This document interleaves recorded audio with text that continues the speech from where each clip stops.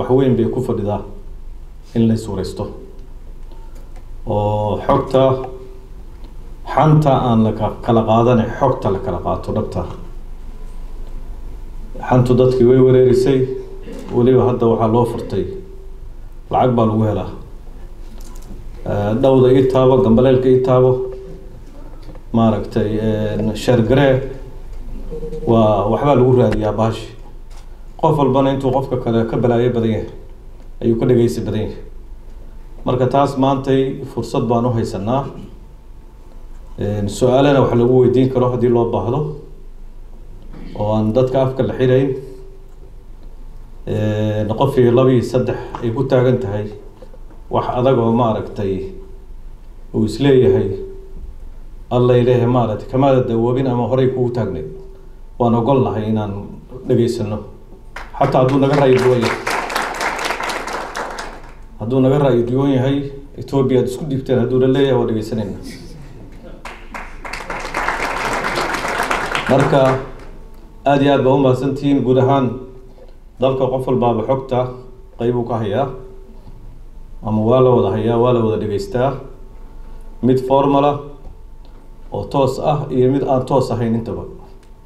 waa la helaa xogta gobolada kala duwan bay dadku yimaadeen deegaamada kala duwan Soomaalidu degan tahay laga kala yimid marka xogta qof walba in buu ka yahay laakiin inta hadda aan hayna anagu oo aan ku shaqada lahayn ودولة الصومالية بارنا إن نوحير وقت كوبن سي عن فرصة وهلا ضدك سؤاله هو إن سؤال ويديان نحكتها سوحاق مهم سنة إيادنا ويسيك المهم سنة ضلك هرمر وكجرا عقوبة بدنا ويكجرا لأن عيا بدنا هرمر لقى السماء دولة نبض كسماء السي عقوبة كو قداما وقارنا الصومالية دحدة ديهين qaarna dibadda kuwa looga fardiyo dibadda ka yimid yihiin iyo wixii isla falgalay intaba way jiraan marka mararka qaarkood dadka Soomaaliyeed waxa isaga qaldama waxa anaga naga dhaxeeyay iyo waxa danta guud ninba fiqi wala dagirsantaa awgeed wuxuu u kharibayaa wax dalka guud ahaan saameynaysa taas marka kama mid ahanba dhaqanka siyaasadda marka wixii xaaliqada oo dalka khatar ku ah oo future-ka meesha u laabanayna way khatar ku ah dadka Soomaaliyeed meel inay uga soo wada jeestaan way arrinta marka ugu muhiimsan waxay sanadkii la soo dhaafay oo hadda la xusay oo iskaaliyad badan hadda meesha wixii ku dhamaadeen Soomaalidu waa la yaqaan markii dagaalka lagu jiray kii diidana ayaa markii xoogaa la khafiifiyay haddana soo istaagay seef la soo baxay waa cajiib wax leeyahay marka sanadkii la soo dhaafay runtii sanad wuxuu ahaa khatartiisa leh oo dhammaan xoogii iyo juhdigii iyo majhuudaadkii dowladda Soomaaliya oo dhan iyo dowladaha saaxiibka aan nahay lagu wada bixiyay khatartaas weyn ee xaaliqada ay soo wajahday geeska Afrika gaar ahaan ummadda Soomaaliyeed deegaamada ay degan yihiin oo dhan ma ahan hal deegaan kaliya hal deegaan haddii wax ka dhacaan kuwa kale oo dhanna way saameynaysaa isku hal dad baa leeyahay meel laguma kala duwana qof aan deegaan kale qaraabo ku lahayn ma jiro ama ay is saameynayn marka arrintaas wuxuu ahaa MOU-gii Ethiopia iyo maamulkii hore ee Somaliland ay kala saxiixdeen khatartiisu lahaa runtii aad buu khatar u ahaa afka kalama dhowrno horena waan u lahayn inuu khatar ahaa haddana waa la leeyahay waana wax hadda taariikhda geli doona khatartiisa oo buwaagta lagu daraasiin doono damacu uu iska jiray weligiis waa boqolaal sano sheegashada buwaagta waa iyo referenceska dadka taariikhda akhriya way og yihiin iyo juqraafigaba in sheegasho badan oo deegaamada Soomaalida oo dawladaha dariska aan nahay inay jirtay waa la ogyahay laakiin waxay balaayo iyo ciin daaqday markay iyadii gacanteeda ku saxato waa lagu soo hawaysan karayaa adiga waa laga xoog badan karaa waa lagu soo weerari karaa dhul waa laga qabsan karaa dhul waa laga haystaa waa laga qabsan karaa laakiin adigu markaad caloosha laqdid oo adigu saxiixaadii aad la aadid markaas way markaa khatarta weyn ay tahay oo adigu isku marqaati kacays taariikhda dib marka loo eego deegaamada oo dhan xataa kuwa hadda naga maqan waa dad baa inaga tirsan un baa la shaqaynayay dadka kale waa la wada akhriyaa waana la wada ogyahay arrintaas marka runtii waxay qaadatay xooggii weynaa oo ugu badnaa sanadkii lasoo dhaafay wax alaali wixii waxaan ku kala baranay dowladaha yaa walaalaa yaa kugu garab istaagan xilliga dhibaatadu jirto ma la isku qoslaa oo keliya mise dad baa kugu garab istaagaya dowladaha kugu garab istaagaya waa ku baranay iyadana barashadaasa waxay keentay hadda inaan hadda Masar joogno ayadoo shibhi heshiis leeyahay hadda aan joogno oo aan laga baqin oo aan xiriirkii iyo calaaqaadkii oo sidii ku sii socdo arrintaas marka mufaawadaadkii bishii hore la galay 11keedii oo hadda almost ka soo wareegtay bil baa ka soo wareegtaan isleeyahay jawlaad saddexa oo soo fashilmay baa ka horeeyay oo nala gargorinayay mowqifkeena Soomaali ahaan miisaanka nala saarayay mudad jilicsan baa nahay mise xoogaa waa adagna ma qadiyada ma fahamsannahay mise xoogaa waa khafiifay nala tahay cagajugleyn tira badan oo dowladaha qaarkoodana way jirtay waaweyn oo maaragtay lagu leeyahay waxaan lagama bixi karo faraha laga qaado waa la islaqayaa dowladaha dariska waa aragtay waa xoogan yihiin saasi xag haddaad xagga aadaan Masar aadaan dhibaata idin kaga imaanaysa haddaad Eritrea u dhaqaaqdaan waa kasii daran tahay warjooga cagaha dhulka dhiga maahin keliya khatartu intaa keliya gacmo qabasho nooc gacmo qabashaha oo kale way jirtay laakiin waxaasoo dhan runtii arrintu intay la ekeydii xajbiga la ekeyd ayaa lagu bareeray haddii in yar laga yiraahdo wax yar haddii libiqsi laga libqado inay khatar weyn ay tahay ayaa la dareensanaa taasi waxay keentay wixii jidka nagu wajahayo dhan in maaragtay laga hor yimaado waa koow kelmadda la isku haystay waxa la isku haystay mufaawadaadka anay laba jawlo iyo jawladii u dambeysay saddexaas baan joogay waxaa la diidanaa oo diidanayeen dowladda aan dariska nahay waxaan isku haysanay midnimada kelmadda unity wixdada shaqo kuma lehin bay yiraahdeen laguma qori karo dokumentiga waxay kaloo yiraahdeen sharciga caalamiga anagu shaqo kuma lehin yaa waxba nagu qorin ma ogolin Kenya laga soo bilaabay iyo labadii jawlo Masar ka dhacday saddex presence baa rabnaa anagu joogitaan baa rabnaa tawaajud noocu raba ha noqdo sidii la rabo ha loo fasirto laakiin tawaajud baan rabnaa maaha waxaan rabno deked iyo waxa sheegaysaan iyo ganacsi iyo waxaas tawaajud baan rabnaa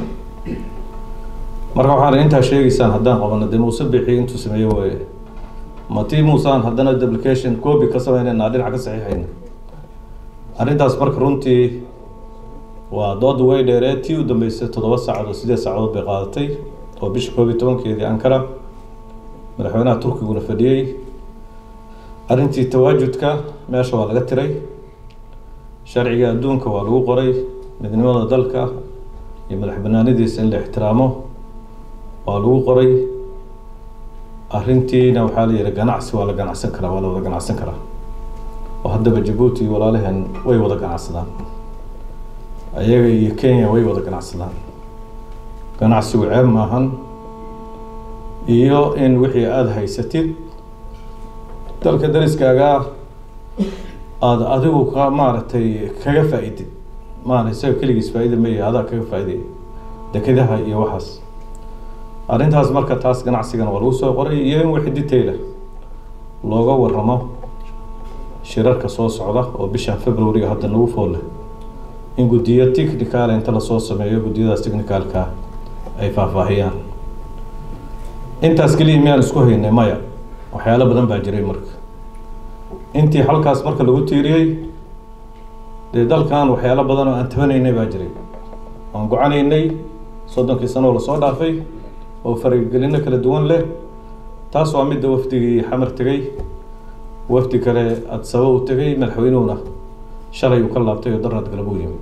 in laga wada hadlo war anagu sidii hore ma nihin indhihii horena laguma fiirin karo sidii la iska kaaya dhex walaaqan jiray oo la isku kaaya diri jiray la iskuma kaaya diri karo xagga aamus mid ka daran baa jirtee waa u soo laabanayaa ma jirto hadda xoogaa waa diirnay xoogaa wayna soo kartay arrimihii arrintaas marka waa tan madaxweynuhu shalayna u joogay daraad galabna u yimid meel fiicanna runtii waa laisla dhigay xogta aan ka haya anigu in la is ixtiraamo oo xuduudaha dalka la is ixtiraamo oo faragelinta la iska joojiyo oo maaragtay ciddii soo xadgudubtana iyadoo ay jebisay heshiisyadii la wada galay arrintan ka technical weeye guddiyada technicalka loo daayay lagama wada hadlin wixii aan karayo waxaas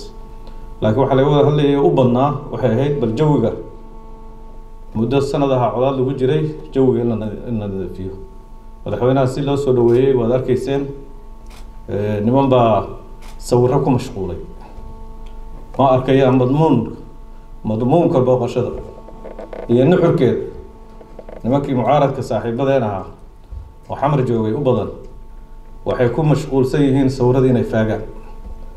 madmuunka maaragtay iyo nuxurka iyo muxtawa booqashada iyo maqaamka la istaajiyay uma jeedaan sawir qoslaya madaxweyne soo saareen ha maya mid kale ciidanka badda Ethiopia asalaasi ciidanka badda waa kuwan walaalahan Djibouti baa jooga ciidanka xaraska waa salaanta bixiya oo Ethiopia madaxweyne ka soo tagay iyagaas dharka cadcad ah siiyay oo dharkood buluug ah wata marka kalarka dharka adoo shaqo kuma lihid laakiin meeshaas waxaa muhiim ah in aad sababo dhan calankii buluug ah laga arkay in aad sababo dhan madaxweynaha sawirkiisa laga arkay soo dhaweyntiisa in si sharfan loo soo dhaweeyay sida madaxda kale si ka weyn waliba madaxweynaha Soomaaliyeed waayadan dambe looma soo dhaweyn sidaas marka arrintaas runtii guul bay ahayd iyadaa muujinaysay inaan maaragtay xaalku sidii hore ahayd oo la isaga yimid meeshii hore marka halkaas runtii waxaan rajaynaynaa annagu dee maanan dooran colaadda dowladaha dariska waxaan rabnaa in nabad lagu wada noolaado geeska Afrika isagaa iska dhiban meel maaragtay argagixisa dhibaato ku haysa wadamadii dagaalaha ka jira Ethiopia lafteeda waxbaa ka dhex jira in intaas dhibaato cimilada ay keentay oo maaragtay tagayur almanaaqa ay keentaa hana haysata oo abaar iyo maaragtay xoolihii oo dhamaanaya dhibaatooyinkaas ama la circiireynaayo mid cusub hadda maba loo hayaba meel inay naga dhamaato oo naga soo gabagaboodana runtii oo sidii Soomaaliya dawladeedu ay rabtay ay ku soo dhamaatana guul weyn bay ahayd guud ahaan marka halkaas haddaan taas uga baxo dadka Soomaaliyeed runtii intii lagu jiray arrintan dadka badankiisa shacabka aragtidiisu way fiicneed waxaa la muujiyay tadaamun xoogan baa la muujiyay khatartana waa la wada arkay way jireen niman siyaasiyiin ah ama maamulada Soomaaliya ka jira qaarkood oo aan sidii la rabay u dhaqmin waxba laga baran karaa war Soomaalida waxay isku hayso horta hal xalliyo waxaan in la xalliyo ku fiican yahay haddii kale maalin ay maanta ka daran tahay ay oo qaar ka mid ah oo balaaya jaqayso ayaa kuwa kale ku qoslayaan arrintan hadda arrin gobol yar khusaysa iyo meesha la lahaa waa la bixinayaa Lughaya iyo Zeylac bay ahayd Lughaya iyo Zeylac waligay maaragtay inaan diyaaradda iyo maab ka dhaxarka maahan ma tegin oo dagaalka ugu xoogan aan ku jiro laakiin waxaan ogahay Lughaya iyo Zeylac waxa ka dhaca inay Hobyo iyo Muqdisho imaanayaan inay Boosaaso nabadgelyo inay Kismaayo nabadgelyo halkaas ciidan xoogan hadduu soo fariisto inta kale inaysan nabad gelayn baa la ogyahay waajibkaasna iyadoo la gudanayo haddana dadka Soomaaliyeed isku daran inay noqdaan way taas markaa halkaa uga gudbo waxaan dhalinyaradeena halkaan ururkii hadda la sheegay naadigii anagu Suudaan baa ku soo baranay 64 baa la asaasay xorriyadda markii la qaatay maalmo ka hor bay ahayd dhowr sano kadib kan hadda waa naga weyn waa naga fac weyn konton xoogaagii Soomaaliya halka ku jirta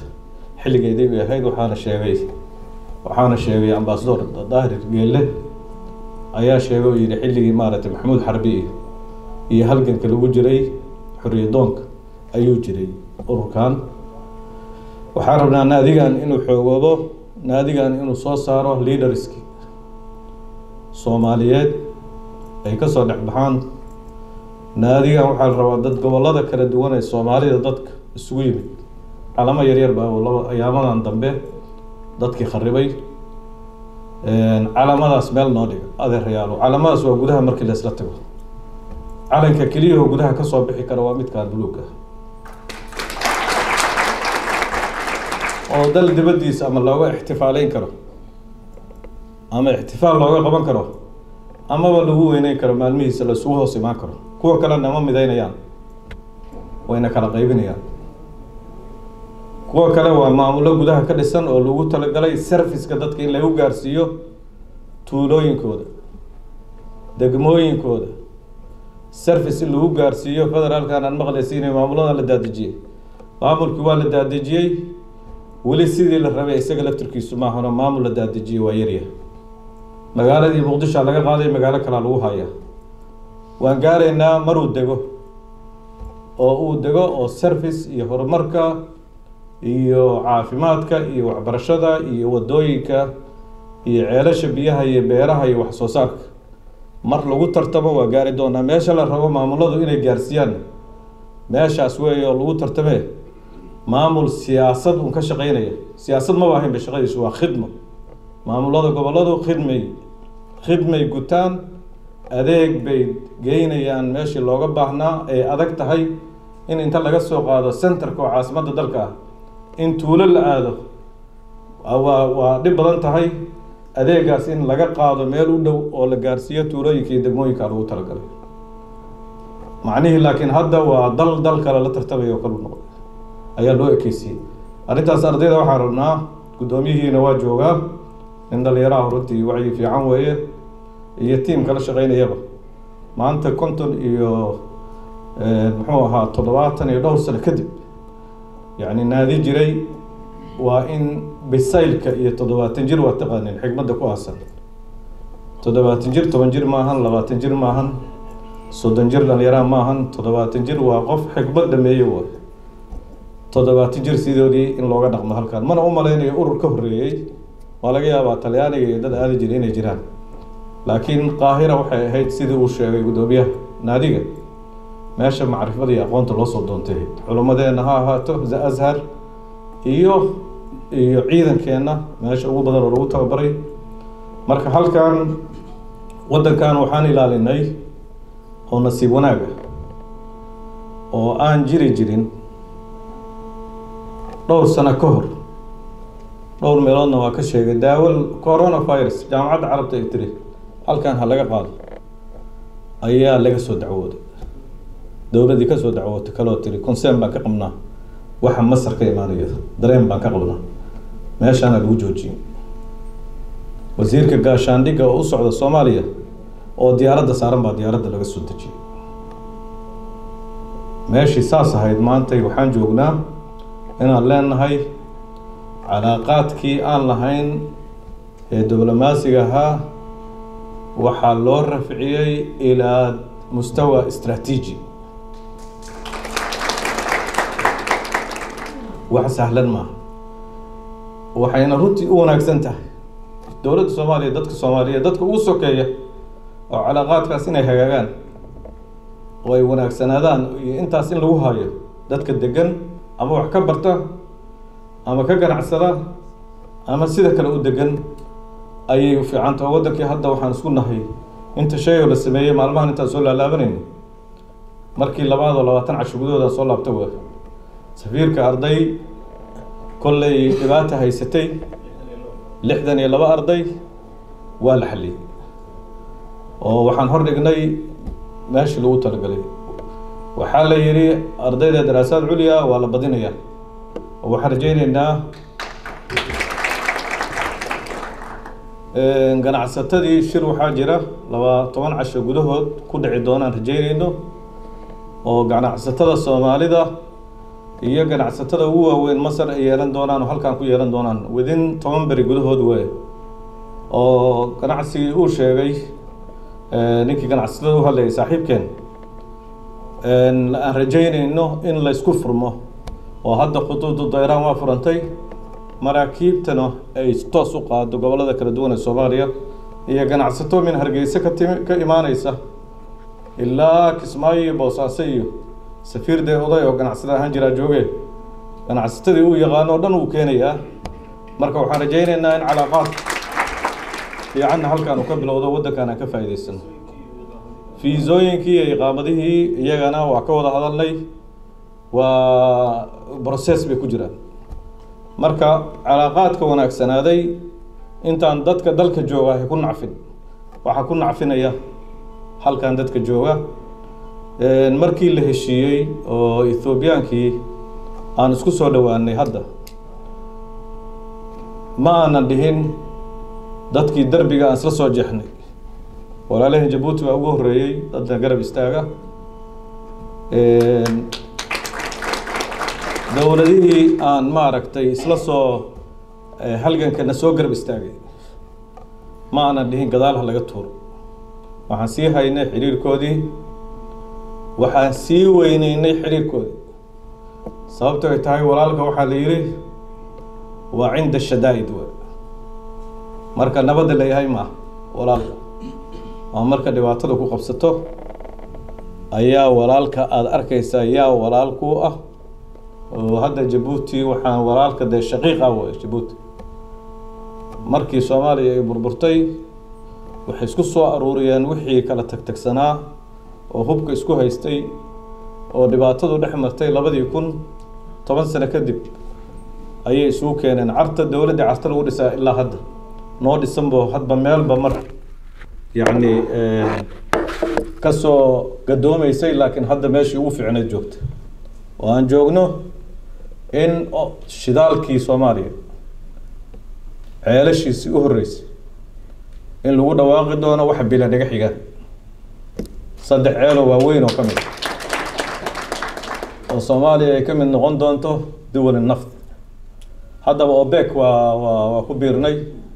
xogaa yar oo waxay soo tuureen maaragtay oo dadka odayaasha waaweyn oo shidaalka la markay meel fariistaan shiidnimo lagu ma hayo wax yar bay isla markiiba dhowr milyan bay sanadkii hore soo tuureen marka waa sheekadii waa marka dawladdu marka waxay ka shaqeynaysaa iyadoo horumarkaas iyo difaacaas lagu jiro oo argagixisadiina dhulkii ugu badnaa laga qabtay ayaan haddana horumarkii la ogyahay intaas inay isku filayn oo dalku dhaqaale u baahan yahay dadkan soo baxay in la isticaabaan rabaa dhalinyarada wax baranaysa si kalena laguma isticaabi karo canshuur dad laga qaaday iyo waa in khayraadka dalka ku jira laga faa'iideysto haddii kullu yahay iyo hadduu beer yahay iyo hadduu xoolo yahay iyo hadduu shidaal iyo macdan yahay dawladdu marka halkaas shidaalka na iyadana way u jahaysatay shirkado badan oo kale ayaa haddana loo saxiixay qadar baa 3 kale ayaguna bilaabi doona sanadkan rajaynayno shirkado badan iyo dawlado badan baa hadda daneynaya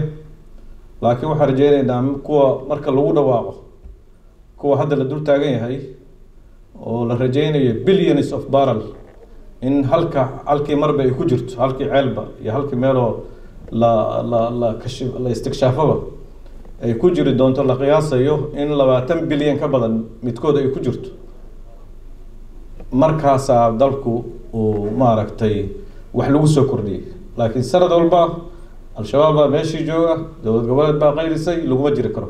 waa in xogaa waxaas wax ka weyn ciidankii Soomaalida ayaa diyaarado dagaal yeelanaya ayaa dabaabaad yeelanaya sababtoo tahay waa inuu jiraa tafawuq askari laba qof oo isku huba